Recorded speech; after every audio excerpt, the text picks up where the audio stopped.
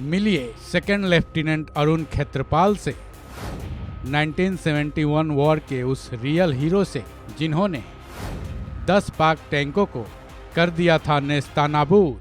पाकिस्तान का भारत पर घात करना नहीं थमता, चोरी छिपे हुए अपने नापाक मंसूबों को अंजाम देने की फिराक में तो लगा ही रहता है, जिसके उदाहरण वक्त बेवक्त सामने आते रहते हैं।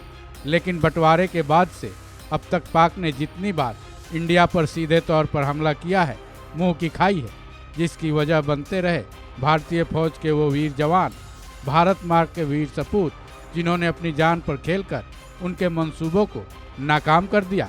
1971 के युद्ध में भारतीय सेना के एक वीर ने उन्हें धूल चटाई थी। पाकिस्तान के 10 टैंकों को इस कदर नेस्तनाबूद कर दिया था कि बॉर्डर पार बैठे पाक फौज के आकाओं तक के होश पाख्ता हो गए थे। उस वीर सपूत का नाम था सेकंड लेफ्टिनेंट अरुण खेत्रपाल। 1971 के वॉर में उनकी अदम्य वीरता के लिए उन्हें परमवीर चक्र से सम्मानित किया गया था। तो चलिए जानते हैं सेकंड लेफ्टिनेंट अरुण खेत्रपाल की वीरता की कहानी के बारे में। बसंतर की लड़ाई। 3 दिसंबर 1971 के दिन भारत पाक युद्ध का ऐलान हो गया था। अरुण खेत्रपाल अभी एनडीए की ट्रेनिंग से निकले ही थे। इस लड़ाई के लिए जंग के मैदान में दुश्मनों से लोहा लेने के लिए उनको भी बुलावा आ गया। इसके लिए उन्हें जम्मू जाने का आदेश मिला था। भारतीय सेना की तरफ से उन्हें आदेश था कि वो बसंतर से दुश्मनों को आगे न बढ़ने दें, जिसकी वजह ये थी कि जम्मू को पंजाब से जोड़ती बसंतर पुल पर अगर पाकिस्तानियों का कब्जा हो जाता तो वो जम्मू को पंजाब से तोड़ सकते थे। सेकंड लेफ्टिनेंट अरुण खेत्रपाल ने इसी बसंतर पुल को बचाने के वक्त अपनी वीरता का ऐसा परिचय दिया कि वो भी तारीफ किए बिना नहीं रह पाए थे। इसी युद्ध को बसंतर की लड़ाई भी कही गई। पाकिस्तानी फौज के 10 टैंकों को किए नेस्तनाबूद। 15 दिसंबर की रात सेकंड लेफ्टिनेंट अरुण खेत्रपाल ने अपनी रेजिमेंट 17 पूना हॉर्स के साथ बसंतर इलाके पर कब्जा कर लिया था। लेकिन 16 दिसंबर के तड़के ही पाकिस्तान के 13 लांसर्स ने बसंतर पुल पर कब्जा करने की चाहत से अटैक किया। 17 पूना हॉर्स की 2 स्क्वाड्रन वहां तैनात थी। पाकिस्तानी लांसर्स ने एक स्क्वाड्रन पर हमला किया तो दूसरे से मदद मांगी गई। इसी दूसरे स्क्वाड्रन के टैंक मदद के लिए आगे बढ़े। इन्हीं टैंकों में से एक में अरुण खेत्रपाल सवार थे।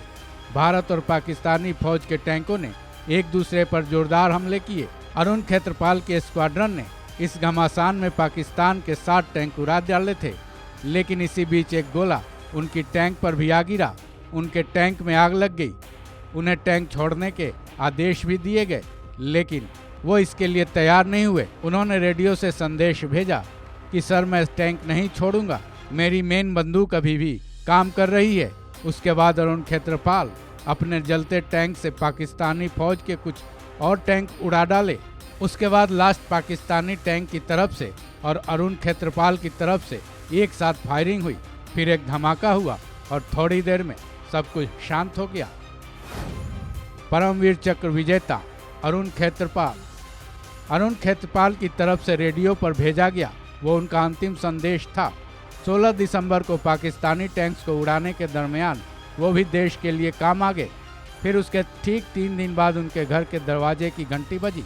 बाहर पोस्टमैन एक लेटर लेकर आया था। वो लेटर उनके परिवार के लिए गर्व और गम भरा दोनों पल का गवाह बना। भारतीय सेना के उस लेटर में सेकंड लेफ्टिनेंट अरुण खेत्रपाल की शहादत की सूचना थी, जो कि उनके परिवार के आंसू छलका गई। साथ ही परमवीर चक्र से सम्मानित किए जाने का संदेशा भी था, जो उनके परिवार में गर्व भर गया। अरुण खेत्रपाल को मरणोपरांत परमवीर चक्र से सम्मानित किया गया था। वो परमवीर चक्र पाने वाले देश के सबसे युवा सैनिक थे। अरुण खेत्रपाल का जन्म 14 अक्टूबर 1950 को पुणे में हुआ था। उनका परिवार एक सैनिक परिवार था। उनके पिता का नाम एमएल खेत्रपाल था, जो भारतीय सेना में ब्रिगेडियर थे। 1967 में उन्होंने एनडीए ज्वाइन किया था और 1971 में 17 पूना हॉर्स में कमीशन हो गए थे। इस खबर में बस इतना ही। बाकी अपडेट्स के लिए जुड़े रहिए वन इंडिया के साथ।